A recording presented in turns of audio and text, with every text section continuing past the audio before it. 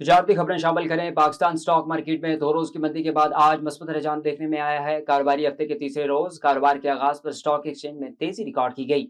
1000 से ज्यादा पॉइंट्स के इजाफे के साथ पाकिस्तान स्टॉक मार्केट में 100 1,69,686 पॉइंट्स की सतह पर पहुंच गया।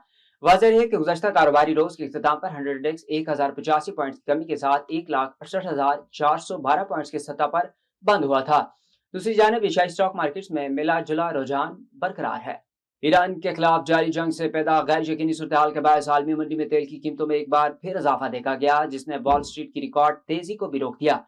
आलमी मीडिया के मुताबिक जून में तरसील के लिए ब्रेंट खाम तेल की कीमत 2.7% बढ़कर $111.18 फी बैरल तक पहुंच गई।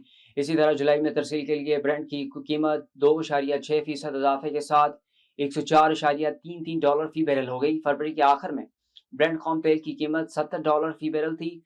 ताहम अब ये इस बुलंद तरीन सतह के करीब पहुंच रही है, जो जंग के खदशात के अरूज के दौरान $119 फी बैरल तक रिकॉर्ड की गई थी। आलमी और मुकामी गोल्ड मार्केट्स में 2 दिन तेजी के बाद सोने की कीमत में फिर बड़ी कमी रिकॉर्ड की गई। ऑल पाकिस्तान सराफा एसोसिएशन के मुताबिक 24 कैरेट फी तोला सोना 8,900 रुपए सस्ता होकर 4,85,624 रुपए पर पहुंच गया, जबकि 10 ग्राम सोने की कीमत 7,630 रुपए कम होकर 4,15,862 पर हो गई।